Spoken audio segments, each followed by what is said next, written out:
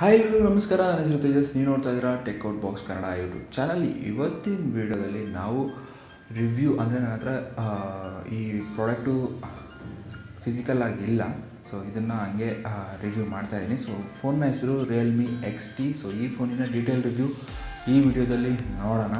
So ಅದಕ್ಕಿಂತ ಮುಂಚೆ ನೀವೇನಾದರೂ ನಮ್ಮ ಚಾನಲ್ಗೆ ಸಬ್ಸ್ಕ್ರೈಬ್ ಮಾಡ್ಕೊಂಡಿಲ್ಲ ಅಂದರೆ ಸಬ್ಸ್ಕ್ರೈಬ್ ಮಾಡ್ಕೊಳ್ಳಿ.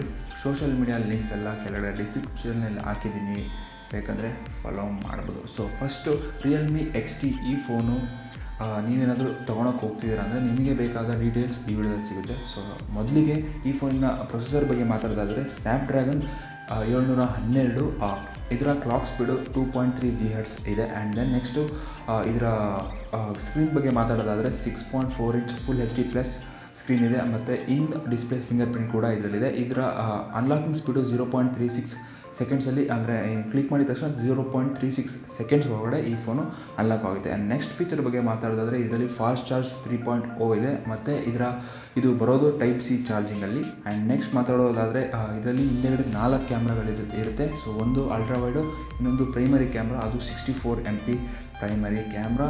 ಫೋಟೋಸ್ ಕ್ವಾಲಿಟಿ ಮಾತ್ರ ಅಲ್ಟಿಮೇಟ್ ಆಗಿ ಬರುತ್ತೆ. 8 MP ಅಲ್ಟ್ರಾವೈಡ್ ಕೂಡ ಸಿಗುತ್ತೆ, ಮತ್ತು 2 MP plus 2 MP 4 camera background blurring ಕೂಡ ಇದರಲ್ಲಿ ಕೊಟ್ಟಿರ್ತಾರೆ. ಆ್ಯಂಡ್ ಫ್ರಂಟ್ ಕ್ಯಾಮ್ರಾ ಕಡೆ ಬರೋದಾದರೆ 16 MP ಫ್ರಂಟ್ ಕ್ಯಾಮ್ರಾ ಈ ಫೋನಲ್ಲಿ ಕೊಟ್ಟಿದ್ದಾರೆ. ಅದು ಸೋನಿ ಕಂಪ್ನಿಯ IMX471 ಕ್ಯಾಮ್ರಾ ಫ್ರಂಟ್ ಕ್ಯಾಮ್ರಾ ಈ ಫೋನಲ್ಲಿ ಯೂಸ್ ಮಾಡಿದ್ದಾರೆ.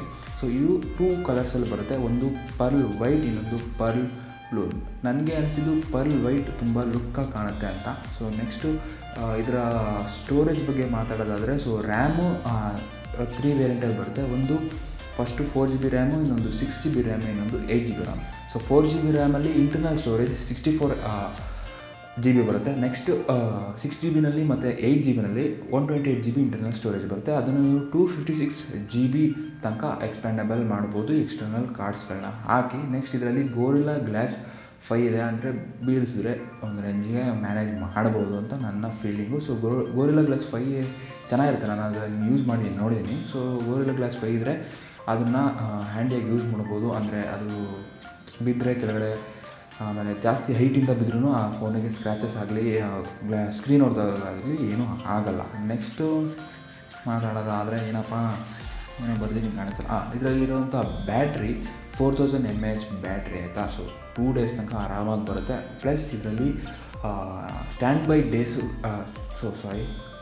By time 27 days. ಅಂದರೆ ನೀವು ಫೋನ್ನ 100% ಚಾರ್ಜ್ ಮಾಡಿ ಹಂಗೆ ಇಟ್ಬಿಟ್ರೆ, ಅಂದರೆ ಏನು ಯೂಸ್ ಮಾಡ್ದಂಗೆ ಹಂಗೆ ಇಟ್ಟರೆ 27 ದಿನದ ತನಕ ಈ ಫೋನಲ್ಲಿ ಚಾರ್ಜ್ ಹಂಗೆ ಇರುತ್ತೆ. ಸೊ ನೆಕ್ಸ್ಟ್ ಇದರ ಪ್ರೈಸ್ ರೇಂಜ್ ಬಗ್ಗೆ ಮಾತಾಡೋದಾದರೆ 15,999 ರೂಪಾಯಿ ಫ್ಲಿಪ್ಕಾರ್ಟ್ನಲ್ಲಿದೆ ಇದು.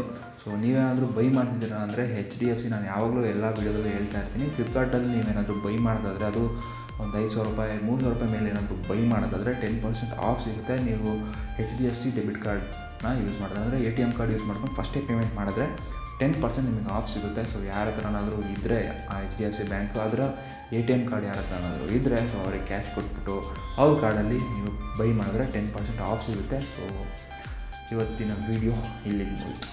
ಮುಂದಿನ ವೀಡಿಯೋದಲ್ಲಿ ಸಿಗ್ತೀನಿ. ಅಲ್ಲಿ ತನಕ ಚಾನಲ್ಗೆ ಸಬ್ಸ್ಕ್ರೈಬ್ ಮಾಡ್ಕೊಂಡಿಲ್ಲ ಅಂದರೆ ಮಾಡಿ. ಅಲ್ಲಿ ತನಕ ಬಾಯ್.